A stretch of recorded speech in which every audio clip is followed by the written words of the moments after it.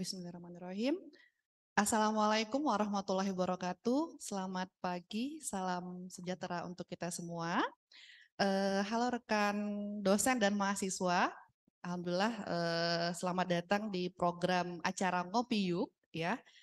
Ngobrol online pembangkit inspirasi. Nah, di mana kita akan mengeksplorasi berbagai inovasi dan tren terkini di dunia pendidikan kali ini. Nah, untuk di episode kali ini saya Diah Anugrah Dipuja akan memandu di episode kali ini. Nah, nantinya di episode kali ini kita akan membahas topik yang sangat relevan dan menarik tentunya, yaitu inovasi pendidikan berbasis digital. Nah, kita semua tahu ya bahwa teknologi pada saat sekarang ini sangat berkembang pesat sehingga juga bisa mengubah banyak sekali aspek dalam kehidupan kita tentunya, termasuk bagaimana cara kita belajar dan juga cara kita mengajar. Nah, di dalam dunia pendidikan, inovasi berbasis digital itu menawarkan banyak sekali tantangan dan juga peluang tentunya. Nah, apa sih sebenarnya yang dimaksud dengan inovasi berbasis pendidikan, ya, inovasi pendidikan berbasis digital itu? Nah, bagaimana teknologi ini bisa mengubah cara belajar kita dan juga bagaimana sih dampaknya terhadap dunia pendidikan? Nah, setelah ini nanti kita akan pertanyaan-pertanyaan tadi akan terjawab ya setelah kita mendengarkan pembicaraan atau diskusi ya tentunya dengan narasumber kita pada hari ini. Langsung saja ya kita sambut narasumber kita yaitu Pak Tommy Tanuwijaya. Selamat pagi Pak. Selamat pagi Bu. Baik, beliau adalah seorang praktisi dosen ya, juga sebagai peneliti yang tentunya sudah banyak berkontribusi dan sudah malang buana ya di dunia pendidikan. Nah, langsung saja mungkin kita sapa dulu Pak Tommy. Gimana kabarnya, sehat ya Pak? Baik. Baik, alhamdulillah. Nah, kemarin kalau nggak salah sempat ini ya Pak Tommy ya, sempat jadi narasumber di eh, pelatihan ya Pak ya, pelatihan penulisan artikel internasional Pak ya. Betul. Betul ya Pak, wah luar biasa sekali, saya sempat join sih Pak kemarin di Zoom-nya ya. Nah, sampai saya dengar itu kemarin kalau nggak salah Pak Tommy udah banyak mengeluarkan artikel ini ya, jadi sampai high index-nya sampai 16 ya Pak ya. Iya, Wah, prestasi sekali ya, luar biasa ya. Nah, mungkin sedikit saya mau tanya dulu Pak, untuk arah riset Pak Tommy kemana ya? Gitu kalau boleh tahu, boleh cerita sedikit Pak? ya, jadi arah riset saya memang dari S1, S2, S3 itu memang berbasis teknologi. Waktu S1 itu bagaimana cara mengajar dengan menggunakan software matematika gitu. Nah, terus udah gitu yang kedua waktu saya S2 itu perbandingan antara negara sendiri dan di China karena saya studi di sana.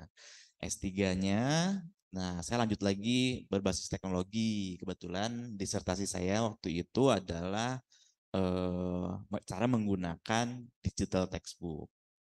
Luar biasa ya Pak, berarti udah pas banget ya sama judul kita Iya, hari ini ya. Jadi kita kan bahas tentang inovasi pendidikan berbasis digital ya Pak betul. ya. Nah, saya juga sangat tertarik sih sama judul ini hari ini. Cuman saya mau tahu dari Pak Tommy gimana ya? Menurut Pak Tommy gimana sih apa sih ya sebenarnya yang dimaksud dengan inovasi pendidikan berbasis digital itu ya Pak ya? Mungkin nanti pendengar bisa tahu nih gitu ya. Kita kan bahas tentang inovasi gitu ya. Sementara ada digitalnya. Itu seperti apa Pak? Oke, jadi saat kita membahas tentang pendidikan berbasis digital ini, memang kita melihat bahwa eh, sekarang teknologi itu tidak hanya di pendidikan, tapi di bidang-bidang lain juga berpengaruh sangat tinggi, ya, juga sangat pesat gitu.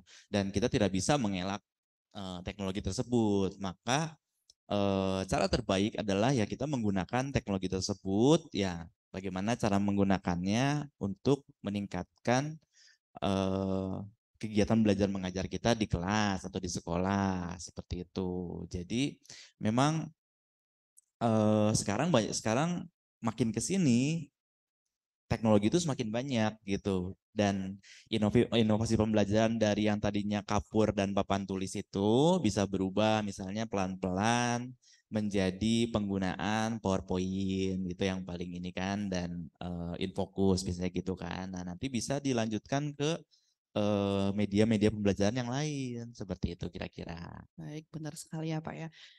Zaman saya sekolah masih ada sih Pak, ya masih sempat ya belajar pakai kapur ya. Ya, Terus naik ke apa menggunakan spidol gitu ya. Nah kalau sekarang kan banyak makin ini papan tulisnya udah bisa di ini ya Pak ya, udah kayak digital juga ya kalau kita betul. lihat sekarang. Nah mungkin Pak Tommy boleh cerita nggak kira-kira apa ya bentuk dari teknologi pendidikan yang biasa Pak Tommy gunakan mungkin dalam pembelajaran gimana? Oke, jadi yang saya lihat ya di negara-negara maju atau berkembang lainnya ya kita kan harus memacu kepada negara-negara lain ya untuk perbaikannya kita. Memang di negara-negara luar itu sekarang kapur tulis itu sudah sedikit digunakan gitu. At least mereka sudah menggunakan suatu media pembelajaran yang diupload kepada website gitu. Itu bentuknya sama kayak PowerPoint tapi sudah ada website-nya. Jadi guru tidak usah membawa USB itu ke kelas seperti itu. Jadi nanti guru di kelas karena setiap kelas sudah ada internet, jadi dia tinggal buka internet di kelas aja lalu klik websitenya seperti itu. Itu memudahkan guru. Itu yang saya lihat. Itu yang paling mendasar dan sudah paling umum di luar sana. Dan masih banyak lagi seperti misalnya software-software pendidikan lainnya, ada AR juga, ya ada VR juga, ada mixed reality juga, Banyak jadi ya banyak Pak ya. sekali, banyak sekali. Ada yang dan paling terbaru sekarang yang berbasis AI kan, ya. Benar. Nah, tadi saya mau nanya ini nih tentang AI. Gimana sih pendapat Pak Tommy gitu ya? Karena saya sempat dengar juga kemarin terkait dengan apa riset ya.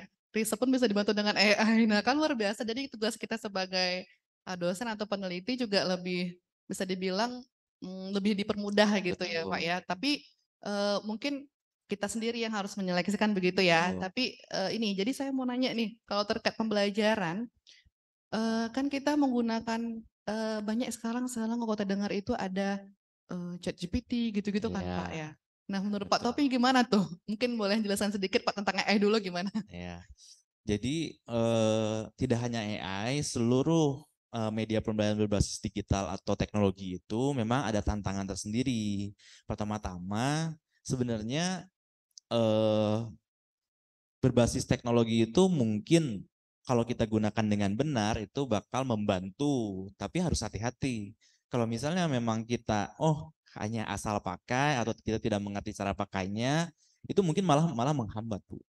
Gitu. Jadi Sekali ya. jadi tahap awal biasanya yang harus diperhatikan adalah bagaimana guru-guru atau kita sebagai peneliti atau dosen ya kita harus belajar dulu gitu, belajar dulu medianya berbasis teknologinya atau teknologi atau digitalnya atau minta contohnya AI-nya.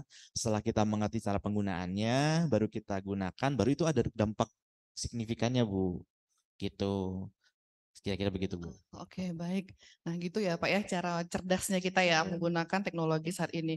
Nah, menurut Pak Tommy, eee, dari segi keuntungan gitu ya, kira-kira keuntungannya banyak nggak, Pak? Mungkin boleh Bapak ceritakan mungkin terkait pengalaman Pak Tommy kali ya, Hmm. pada saat menggunakan, baik itu apakah pada saat, kegiatan riset Hmm. atau mungkin pada saat kegiatan pembelajaran, boleh, Pak?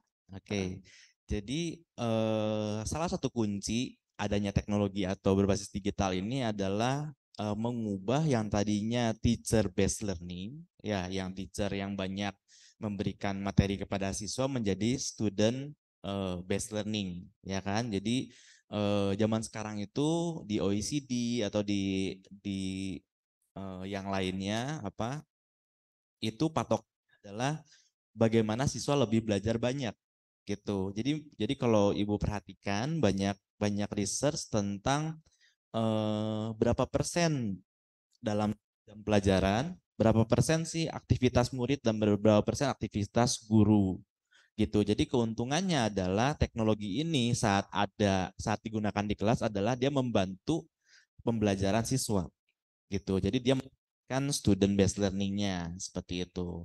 Nah, sesudah itu beberapa teori seperti misalnya konstruktivisme atau misalnya eh, fokus kepada eh, student center begitu-begitu itu dapat meningkat Bu dengan adanya teknologi seperti itu. Dengan harapan ya dengan adanya teknologi dan student center ini student lebih lebih self regulated learningnya lebih meningkat begitu Bu. Self regulated meningkat ya dengan harapannya ya learning outcome-nya lebih Lebih bagus.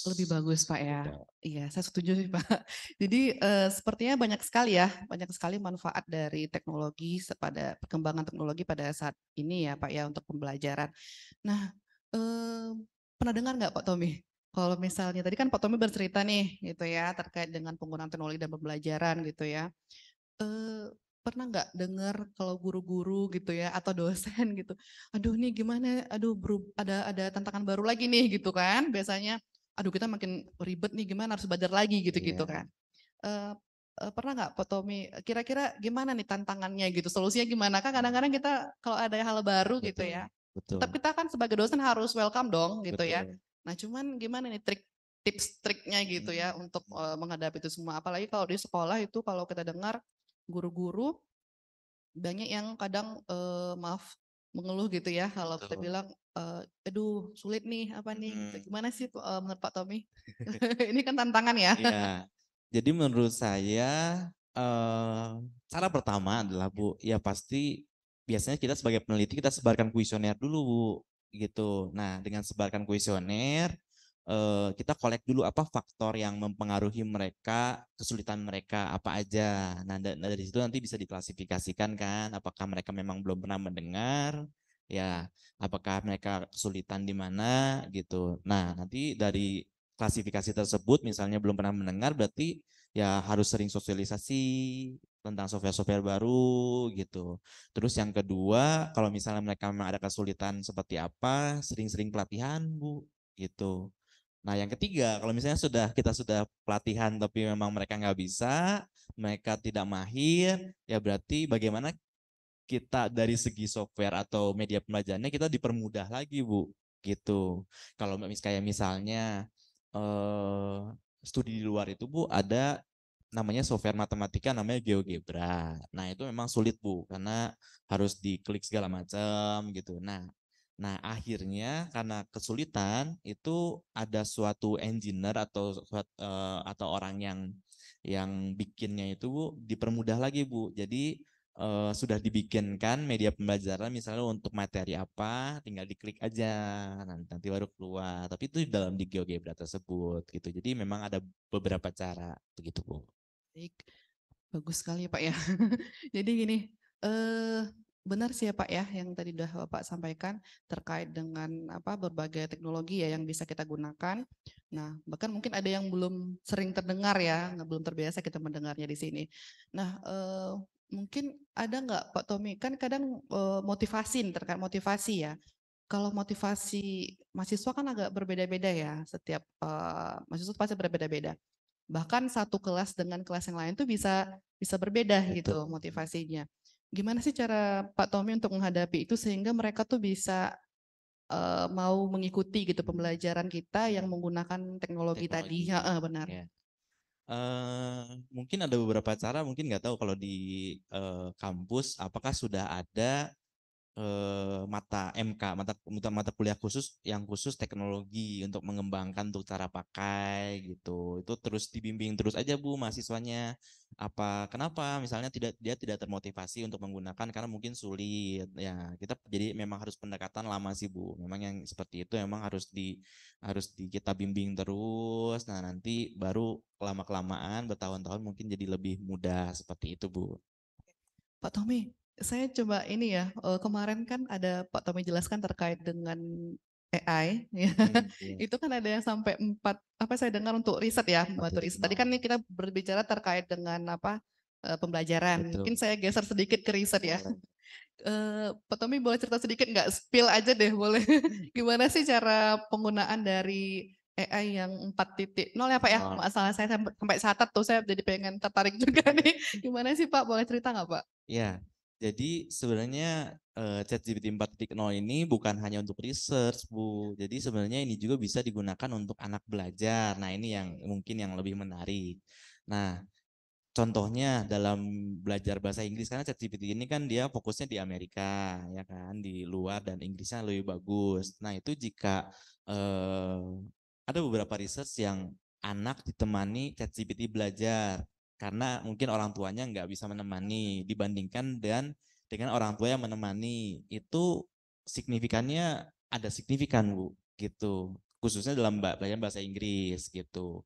Dan ChatGPT juga kalau misalnya kita arahkan anak-anaknya, Bu, kita arahkan, kita temani. Gini loh cara menggunakan ChatGPT, misalnya kita kasih prompt tentang bagaimana cara mengeksperimen apa STEM gitu, STEAM gitu, education gitu-gitu. Entah kan dia ada step-step, diberi step-step di ChatGPT-nya. Nanti anaknya bisa belajar sendiri. Nah, itu meningkat tuh, Bu, self regulated learning anaknya tuh. Dia bisa belajar sendiri.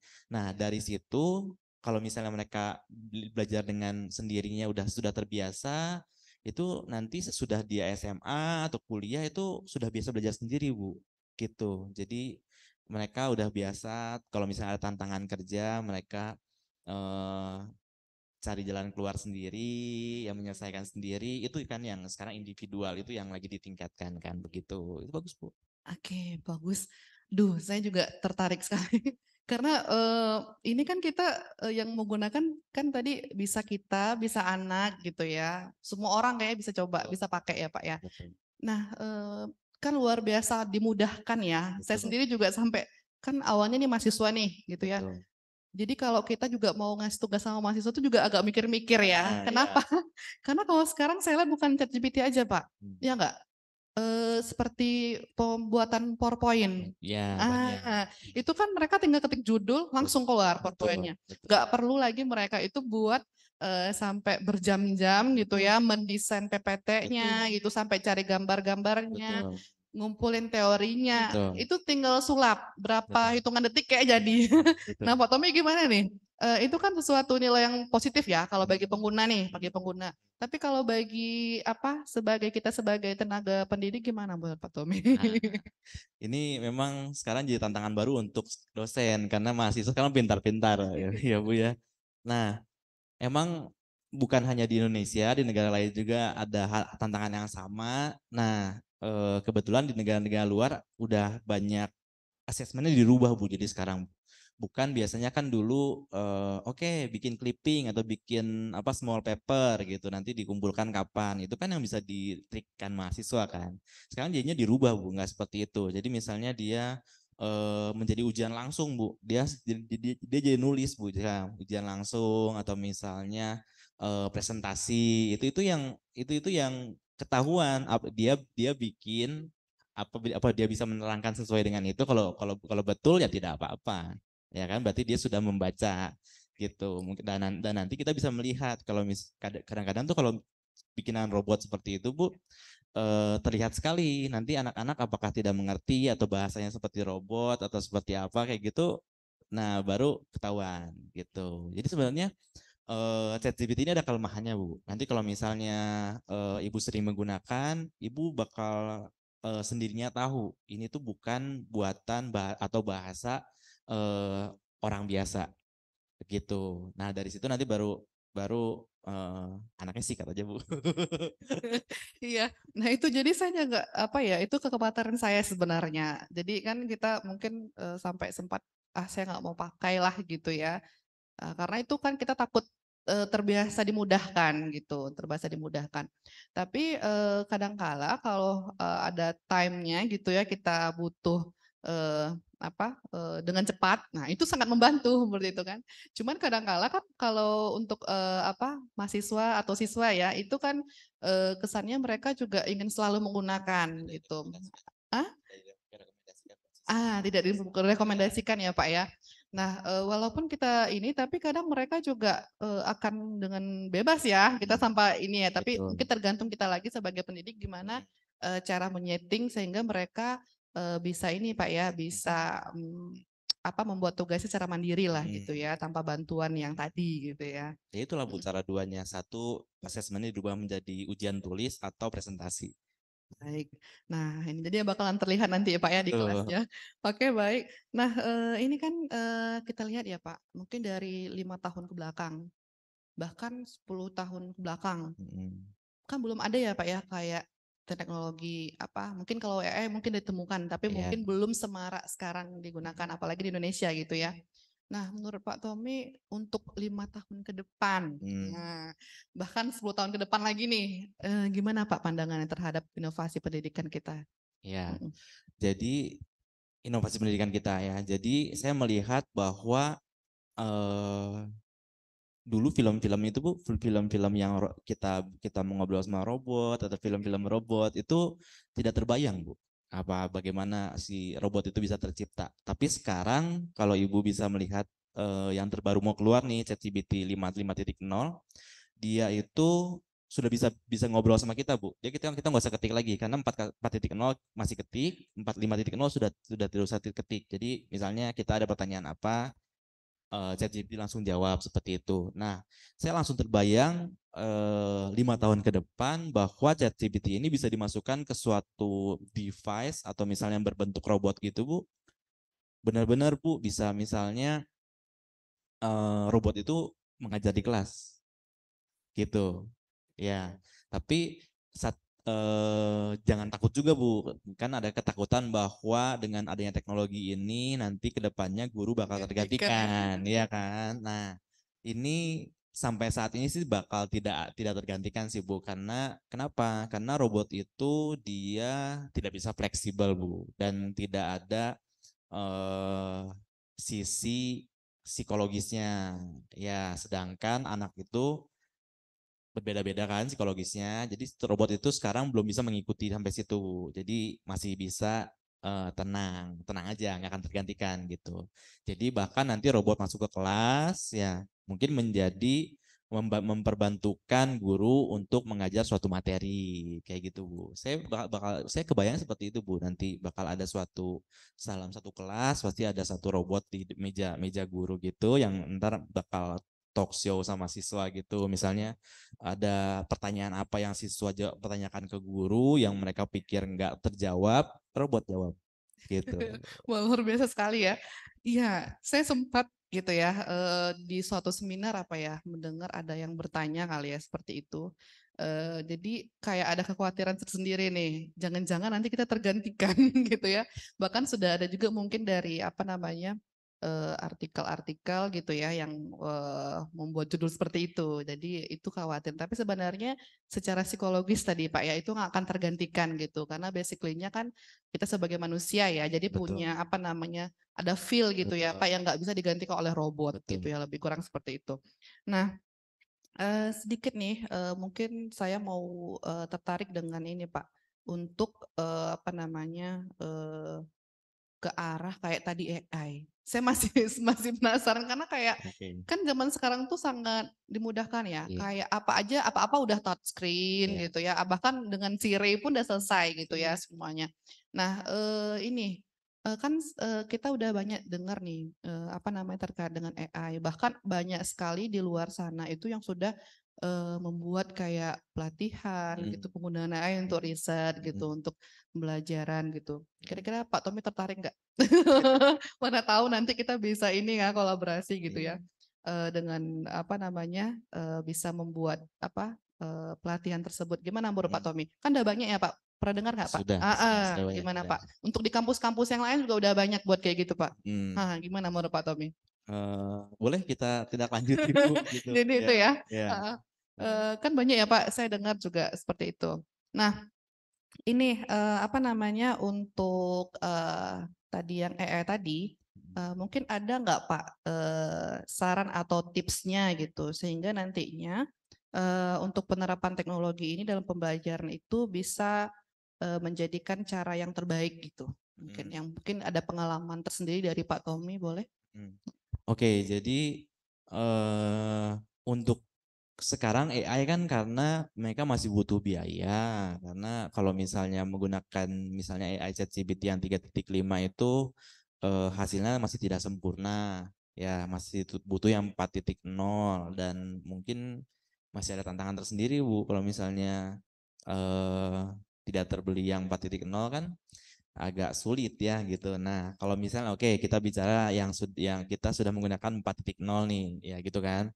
Nah, cara pemakaiannya ya seperti yang saya bilang, cobalah untuk memberikan kepada siswa atau kepada anak-anak di rumah untuk menggunakannya, tapi harus didampingi Bu, harus didampingi. Jangan sampai dia menanyakan hal-hal yang tidak berhubungan dengan pelajaran gitu. Nah, terus udah gitu, jangan sampai dia menanyakan hal-hal yang tidak penting gitu ya. Dia fokuskan dia ke pelajaran-pelajaran atau ilmu-ilmu yang memang mereka tahu dan AI itu bagusnya kita bisa terus menggali. Misalnya keluar jawaban pertama, ternyata siswa atau anak di rumah belum mengerti, lanjutkan lagi fokus ke mau menjelaskan yang sebelah mana gitu. Dampingi terus tapi Bu, itu kuncinya. Benar banget.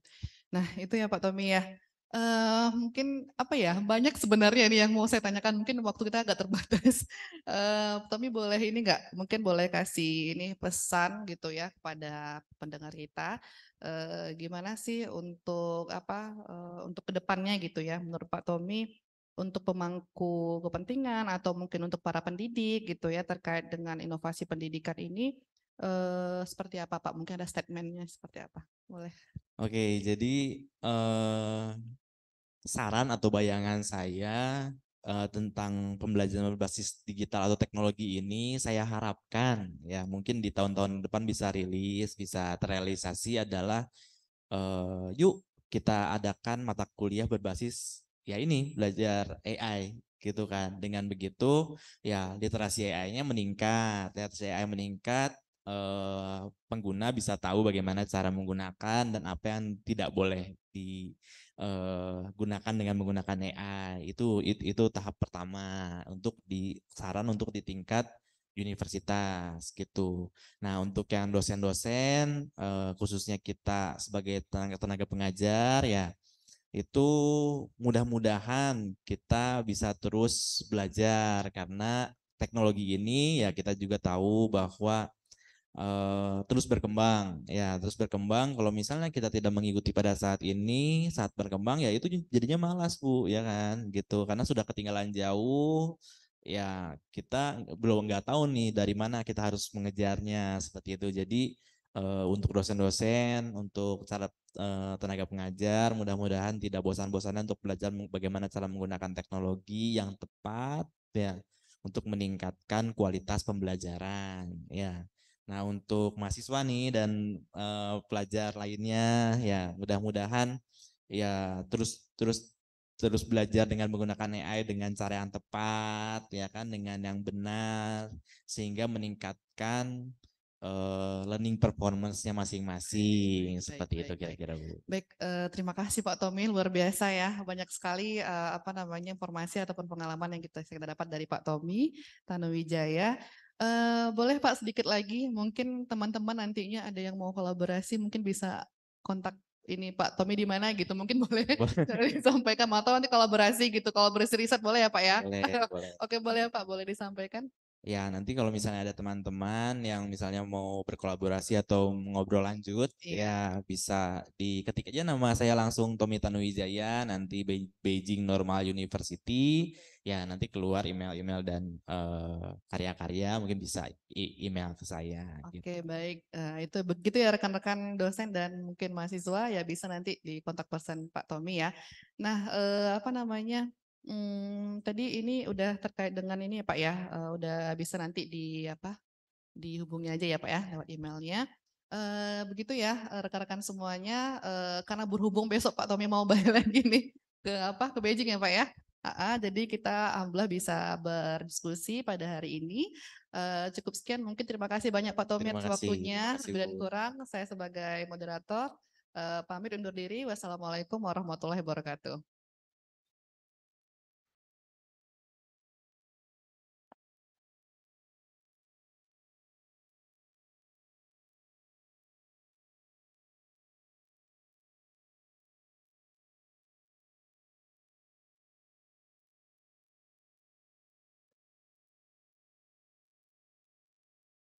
Teman saya juga.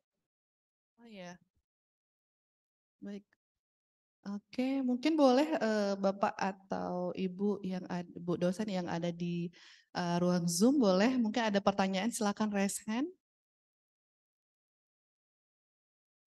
Iya, enggak di chat, boleh di chat juga boleh diketik. Ah iya. Oh ya, silakan Bu Mentari, boleh?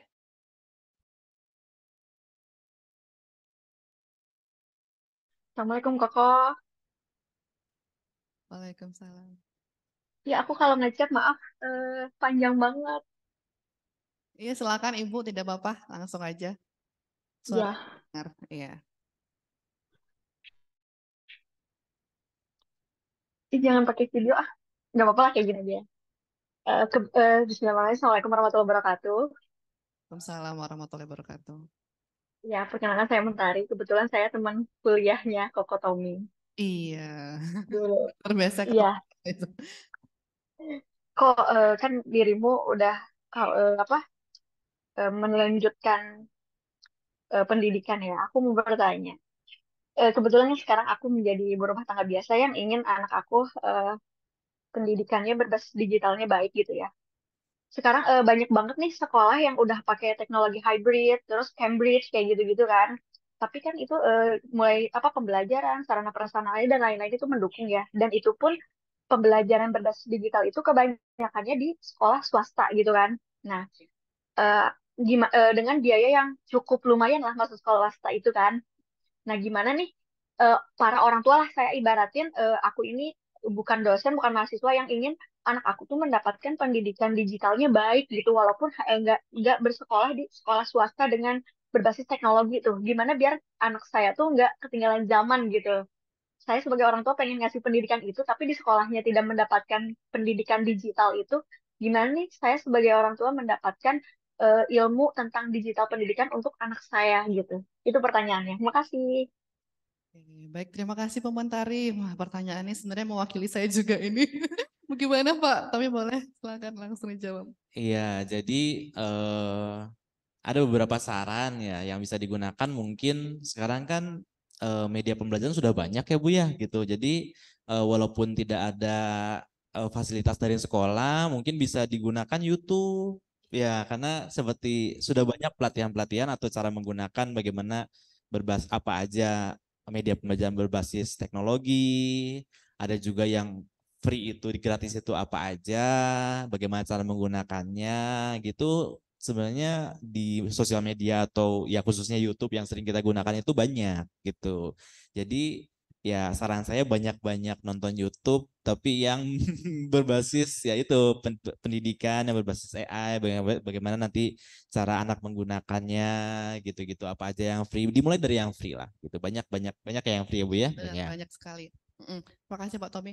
Nah, saya sedikit ini ya, karena saya juga punya anak kecil, jadi ada kekhawatiran tersendiri ketika anak-anak itu menggunakan teknologi seperti mungkin handphone gitu ya Pak ya, mulai YouTube gitu ya. Kadang kita kan harus menyetel tuh gimana biar terfilter mana yang harus mereka tonton ada ataupun yang enggak gitu. Tapi tetap harus sudah damping orang tua gitu ya Pak Tommy ya.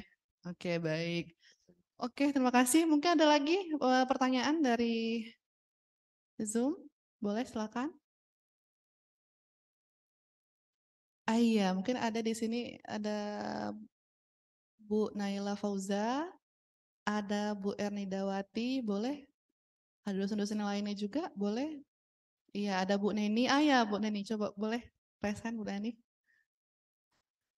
Oke, terima kasih Bu Dia, Pak Tommy. Ya, boleh Bu Neni, Ya, silakan. ya, pertanyaannya bagaimana supaya eh, konsisten kita dalam meneliti dan menulis itu tetap terjaga gitu. Makasih Pak Tommy. Oke, baik. Terima kasih Bu Neni. Nah, ini pertanyaan kayak nyindir saya nih. Enggak ya? Jadi ini butuh kalau di dosen-dosen kita nih butuh sekali apalagi dosen muda. Jadi itu sangat butuh sekali konsepnya dalam riset Pak Tommy. Agar bisa memacu kita itu supaya tetap konsisten tiap tahun tuh berapa risetnya, berapa harus luaran yang harus kita buat. Gimana Pak Tommy? Boleh tipsnya dong. Jadi memang yang pertama adalah tugas kampus dulu sih Bu.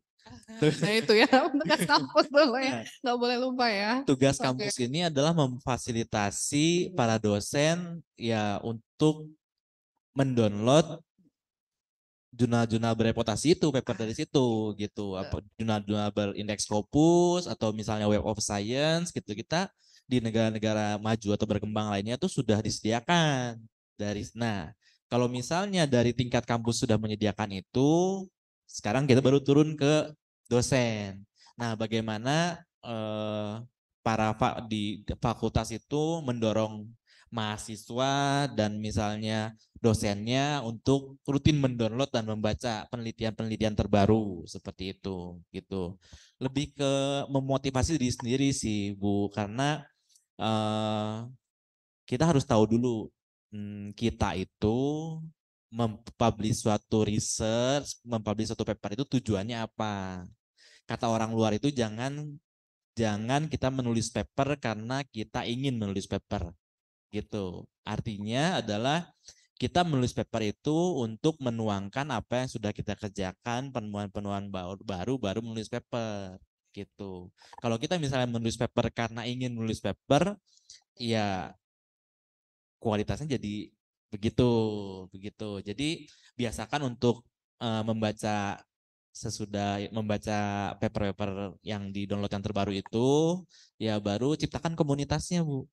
Ciptakan Komunitas komunitasnya. ya. Oke, baik. Bagaimana cara mendorong penulis-penulis dari fakultas misalnya gitu untuk saling memberi tekanan gitu. Nah, Jadi ini saya garis bawah ini tekanan tadi ya. ya Oke, baik. gitu. Komunitas, tekanan, ya. Dan ya itu harus support fasilitas Iya, kampus Bu, oke. gitu.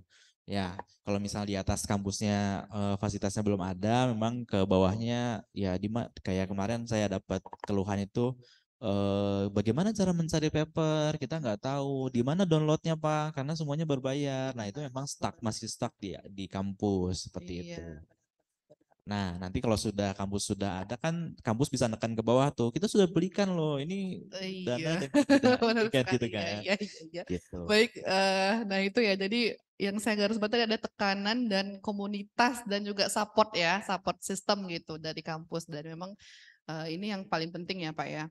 Jadi kita harus berada, kalau saya ambil nih kesimpulannya, kita harus berada di komunitas-komunitas yang itu kan tinggi tadi ya. Jadi harus agar kita bisa konsisten dalam melakukan riset gitu ya Pak ya, atau menulis publikasi ya, publikasi riset tadi. Jadi yang kita tulis itu bukan karena kita mau menulis, tapi karena kita mau menuangkan apa yang sudah kita temukan, begitu Pak Tommy ya? Ya, Oke, betul. baik, luar biasa. Terima kasih Pak Tobi. Boleh ada lagi, silahkan. Silahkan. Ya tadi Bu Neni begitu ya Bu Neni. Jadi luar biasa, nanti kita boleh nanti sharing-sharing lagi Bu Neni. Mau tahu kita buat komunitas baru nanti Bu Neni. Udah punya, oh ya udah punya. Ya Bu Neni. Berarti Bu Dia, kan sekarang belum ada tekanan tuh. Berarti boleh lah ya. Lo ini gitu Bu Dia. Iya Bu Neni, nanti siap-siap Bu Neni, nanti kita ini kolaborasi ya. Boleh silakan, mungkin nih ada teman-teman saya juga kayaknya di Zoom ini ya. Boleh silakan, ada pertanyaan. Oh iya nih ada Ibu Naila Fauzan, silakan Bu Naila. Aduh, iya silakan. Selamat pagi menjelang siang Pak Tommy. Ini saya mau bertanya,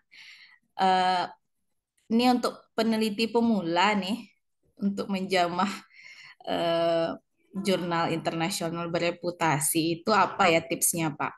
Bagaimana cara kita memilih jurnal yang pas sama kita, jangan terlalu tinggi, tapi udah jurnal bereputasi gitu. Karena saya belum pernah nih Pak publish ke jurnal bereputasi, tapi tahun ini diminta untuk publish gitu Pak. Jadi ini saya pemula, mohon arahannya dan motivasinya. Oke, baik, terima kasih Bu Nela. Ini kayaknya kegalauan tersendiri nih ya disampaikan di sini ya, karena kayak luarnya udah nampak banyak luarannya ini ya. Ya gimana Pak Tommy, boleh silakan Pak Tommy. Pengalaman saya pribadi memang sama dosen-dosen lainnya, saya juga mulai dari bawah, Bu. Waktu itu, waktu S1 itu saya menulis Sinta 5 dan Sinta 4. Naik ke Sinta 2, terus udah gitu baru ikut conference yang Trindex Scopus, naik satu tingkat gitu. Nah, dari situ barulah tahun 2018-2019 itu baru mencoba untuk Scopus Q 3 dan Q 2 gitu. Jadi memang satu-satu Bu Naila gitu. Dan bagaimana cara memilih jurnalnya begitu ya, jurnal yang tidak terlalu tinggi dan tapi bereputasi gitu ya. Nah, ada satu trik yang bisa saya sebarkan, yang saya terapkan waktu itu adalah Bu, kita melihat orang misalnya yang satu jurusan dengan kita itu sudah maksudnya sudah profesor atau sudah yang memang sudah banyak menerbitkan Scopus, pasti ada satu fakultas pasti ada yang seperti itu. Nah, coba lihat mereka terbit di jurnal apa gitu ya. Karena kita misalnya selevel sama mereka karena sama-sama orang Indonesia seperti itu ya. Apalagi yang misalnya kita pendidikannya sama-sama di dalam negeri kayak gitu. Berarti kalau Bu Naila dan ibu-ibu baca pasti bahasanya nggak akan kita mengerti gitu. Ya biasanya seperti itu. Misalnya saya di bidang matematika, saya cari itu bidang pendidikan matematika profesor-profesor UPI itu mereka banyak publish di mana kita ikuti. Kita ikuti seperti itu lebih gampang dibanding kita mencari misalnya pendidikan matematika profesor di luar ya yang mempublishkan papernya mungkin itu kita tidak sebanding karena pendidikannya nggak sama. Tapi kalau masih di dalam negeri ya saya bisa bilang pasti kita mempunyai ilmu-ilmu mereka juga. Tinggal kita bagaimana cara kita memodifikasi, ya mengamati, menganalisis dan memodifikasi dari yang sudah ada gitu. Baik, terima kasih Pak Tommy. Begitu Bu Naila, jadi ini ya Pak Tommy ya, jadi kalau saya tangkap itu kita harus men-tracer dulu ya, jadi yang mana yang bisa kita ikutin, jadi ada circle tersendiri ya, jadi kita harus bisa disortir dulu yang mana bisa ini, jadi kita belajar dari bawah baru bertahap gitu ya Pak Tommy ya. Oke baik, gitu Bu Naila, boleh silakan Bu Naila. Ya, terima kasih atas tanggapannya Pak Tommy. Sudah cukup. Terima kasih Bu Naila atas pertanyaannya. Oke baik, ada lagi mungkin ada 3 pertanyaan tadi ya. Oke ada lagi, boleh satu lagi boleh Pak Tommy ya. Silahkan ada lagi yang mau bertanya di ruang Zoom. Boleh raise hand. Ya ada siapa di situ, ada Bu Yandrilita, ada Bu Rahmi, boleh silahkan. Bu Ernidawati, ada siapa lagi nih? Oh ya, silahkan, ada lagi? Seperti tidak ada lagi ya. Oke, seperti tidak ada lagi Pak Tommy. Baik, terima kasih atas partisipasinya Bapak dan Ibu semua. Itu mungkin hari ini diskusi kita cukup panjang jadinya karena ada pertanyaan ya. Baik, mungkin nanti untuk lebih lanjut boleh kita diskusi lebih lanjut ya Pak Tommy ya. Terima kasih Pak Tommy atas waktunya. Dan kurang saya mohon maaf. Wassalamualaikum warahmatullahi wabarakatuh.